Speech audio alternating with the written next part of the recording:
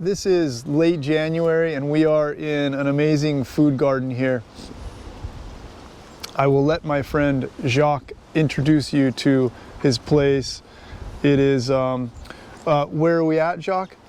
Hey Greg, we're in Poway, I would say northeast San Diego, I guess zone 10A, even under the new classification. Couple nights in the winter it'll get down to 34, but mostly perfect place to try and a lot of interesting fruits. I have over 200 fruit trees, edible plants that I grow here in Poway. Yeah.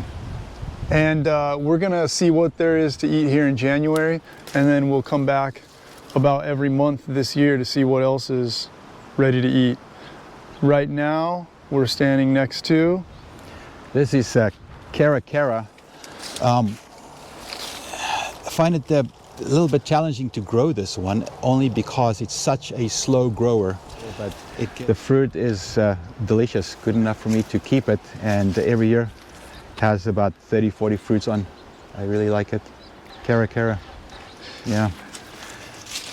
And then as we walk up,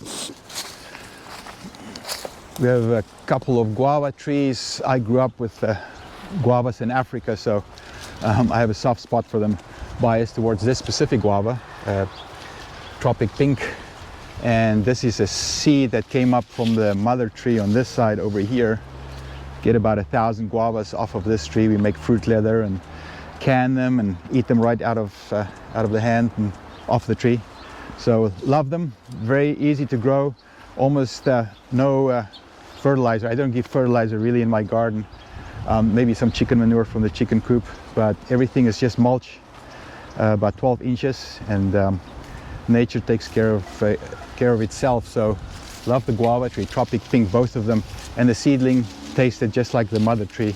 It's not always the case. Yeah. Okay. Yeah. So this comes from a seed from that guava, and both fruit are basically really the same.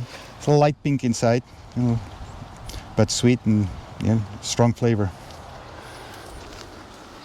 And going up this way,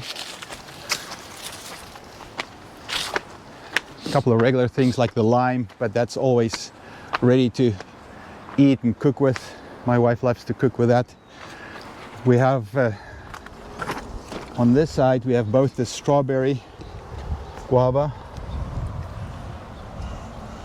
and we also have the lemon guava, which is my favorite, a little bit bigger, and I love the lemon guava. Sweet and just amazing. If you can grow a lemon guava, grow it. All right, I'm not gonna let this go to waste. I'm gonna eat this right now. Go for it. Some more guavas here. We have a white guava and a different kind of pink guava, super sweet guava, and a 10-40 white guava. Do you have a favorite guava? The one down there. The tropic pink? Tropic pink, only because I grew up with it, a similar flavor. This is not blooming right now, but che. We'll talk about che. Very interesting fruit on the che there. This one here, common one in the United States. It's actually from South Africa. It's called a Natal plum, and it makes these fruits no water on this.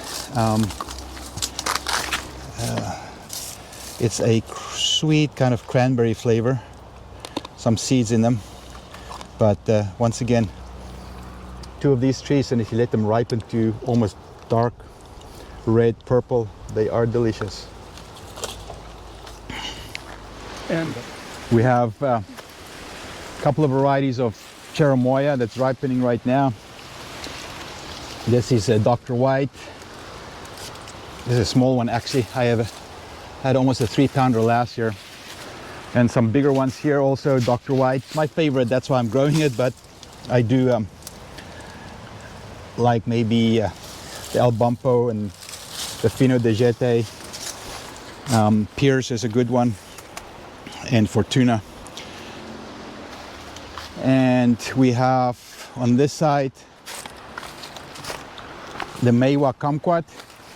I think you tasted it last time. Remember, it's sweet. Yeah. Yeah. I like the sweet all around. The Agami has the sweet and little bit of sourness into it, but my kids like the sweet on this one. This is a dwarf, so it never really gets bigger than this. I'm grafting onto some standard rootstock, get something bigger out of this one. Also a favorite, and they store long in the kitchen too. Delicious. Just right next to it, if we can pan this way, Oro Blanco. So this is the season for them, January, February. Still a young tree, but you get so many of the grapefruit varieties. Oro Blanco, maybe also because of a little bit more sweetness, and that's why I prefer that one. I have a sweet tooth, I guess, but I don't want to forget. We talked about it also last time, the strawberry tree. Yeah. Some people know it as the Jamaican cherry tree. And if you like sweetness, cotton candy flavor, kids love this tree. And it started producing a couple months ago. Fine little seeds inside, small seeds. It's much easier to grow them from cutting. And there's also a yellow one, not as good in flavor from what I've heard. So I grow this one. This tree is only 3 years old, and it started carrying in its second year, loaded with these little pinkish berries, but also have new berries on. So you'll get fruit off of this tree for maybe 4 months out of the year. You can see there's some green berries forming, and easy grower. Love the flavor of them too. It's a pretty tree too. Yeah. It really is nice looking. Purple possum. I really like purple possum, my favorite out of the Red Rover that I have and the Frederick that I have as well. This one plant starts all the way, Greg, on the right hand side, all the way is the stem, and it goes all the way across, all the way down over the bougainvillea, down. Easy to grow. They supposedly last for 8 to 10 years, and then they go down in production. This one is 12 years old, and last year got about 2,000 fruits off of this one. So if you have the space, definitely grow one of these. They're easy to maintain, no fertilizer for me, and you can do a lot of things with them. We dry them. We actually make dried leather from them. Oh, really? And we put them in drinks and water, give some flavor. We make ice cream from them. Versatile, yeah. Last one is the Medlar. Not many people know the Medlar, and it's actually fruiting right now.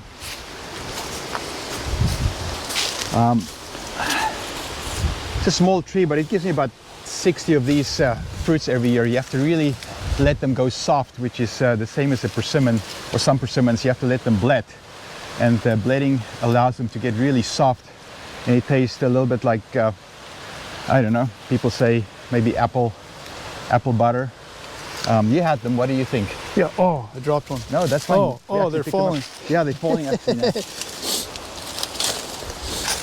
Everybody has a little different flavor profile on these. Yeah, they do. I think they do. They taste like an applesauce.